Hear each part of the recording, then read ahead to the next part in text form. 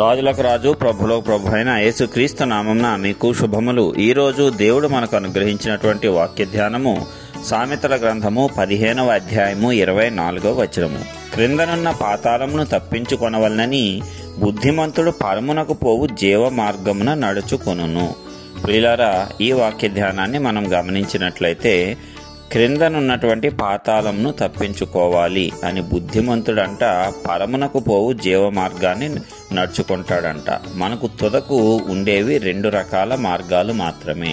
ఒకటి నిత్య నరకాగ్నిలోనికి వెళ్ళేటువంటి నాశనకరమైనటువంటి మార్గము. 2 నిత్య జీవంలో ప్రవేశించి యుగయుగములు ఆ దేవాది దేవునితో కలిసి జీవించేటువంటి మరి అద్భుతమైనటువంటి పరలోక మార్గము. ఈ 2 మార్గాలే తుదకు మనిషి యొక్క జీవితంలో అంచెదశలో అనగా ఆత్మకు 2 మార్గాలు మాత్రమే ఏర్పాటు చేయబడ్డాయి. మరి మనము ఈ లోకంలో జీవించే దానిని బట్టి ఆత్మల లోకంలో మనకు ఎలాంటి ప్రవేశము కలుగుతుందో అనేది మనమే నిర్ణయించుకోవాలి. మరి ఈ లోకంలో క్రీస్తును అంగీకరించి సొంత రక్షకునిగా ఆయన మార్గంలో మనము నడుచుకున్నట్లయితే మనలో ఉన్నటువంటి దోష పాపములన్నిటినీ ఆయన రక్తము పరిహరించి మనకు ఆ పరలోక మార్గాన్ని చేరేటువంటి అవకాశాన్ని కలుగజేస్తుంది.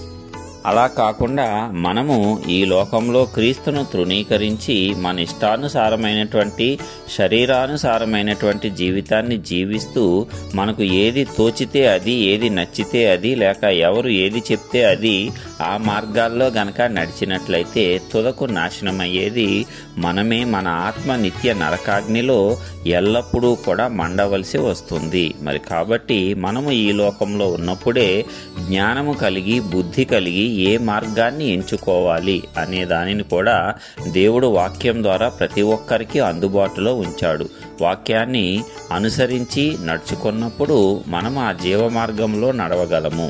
ఆ మార్గము యేసుక్రీస్తే. ఆయనే చెప్పాడు కదా, నేనే మార్గమును సత్యమును జీవమును, నా ద్వారా తప్ప ఎవడునూ తండ్రి యొద్దకు చేరలేడు అని ఆయన స్పష్టంగా తెలియజేశాడంటే పరలోక రాజ్యాన్ని చేరాలి అంటే మనకు ఉన్నటువంటి ఏకైక మార్గము యేసుక్రీస్తు ప్రభువారే.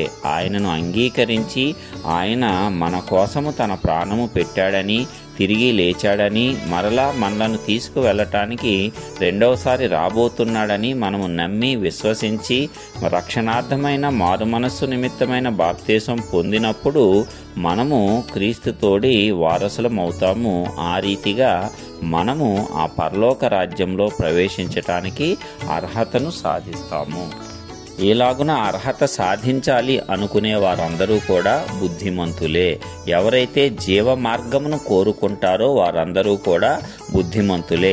ఆ జీవ మార్గానికి ఎలాగూ వెళ్ళాలి అని వెతుకుతారో వారందరూ కూడా బుద్ధిమంతులే. అలా కాకుండా నాకు ఏ మార్గము వద్దు, ఏదైతే అది అవుతుంది, చివర్లో చూసుకుందాము అన్న రీతిగా ప్రస్తుతం ఇష్టానుసారంగా ప్రవర్తించే వారందరూ కూడా బుద్ధిహీనులే.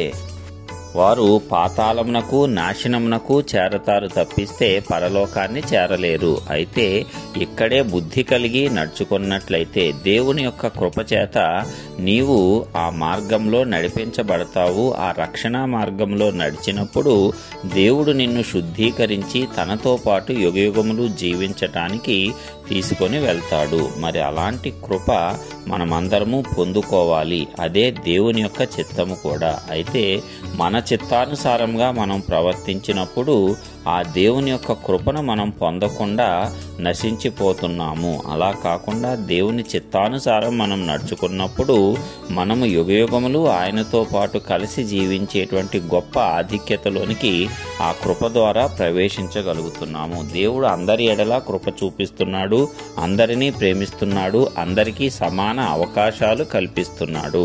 అయితే దేవుడు ఇచ్చినటువంటి సమయాన్ని, అవకాశములను ఎవరైతే చక్కగా ఉపయోగించుకుంటారో వారు బుద్ధిమంతులు. ఆ బుద్ధిమంతులు సరైన మార్గాన్ని ఎంచుకుంటారు, సరైన మార్గాన్ని వెతుకుతారు, సరైన మార్గాన్ని కనుగొనగలుగుతారు. అప్పుడు వారు ఆ మార్గంలో నడిచి తమ యొక్క తుది గమ్యాన్ని చేరుకుంటారు. అక్కడ ఎల్లప్పుడూ ఆనందము, సంతోషము, శాంతి, సమాధానము ఉంటాయి. కాబట్టి ప్రియులారా, మనము కూడా బుద్ధిమంతుల వలె పరమునకు పోవు జీవ మార్గాన్ని వెతుకుదాము, దానిని కనుగొందాము, దానిలో నడుచుకుందాము. ఆ మార్గము యేసుక్రీస్తు ద్వారా మాత్రమే సాధ్యమని తెలుసు కాబట్టి ఆయన యొక్క నామాన్ని మనము ఆశ్రయించి ఆయన యొక్క నామంలో మనము ఎదుగుతూ ఆ యొక్క మార్గాన్ని మనం సుస్థిరం చేసుకుందాము. ఈ రీతిగా మనమందరము జీవించి కృప పొంది పరలోకంలోని జీవ మార్గాన్ని చేరటానికి పరిశుద్ధాత్మ దేవుడు మనందరికీ తన యొక్క కృపను అపరిమితంగా విస్తరింపజేయాలని నజరేయుడైన యేసు పరిశుద్ధ నామంన అందరి పక్షమున విజ్ఞాపనం చేయుచున్నాను. ఆమేన్.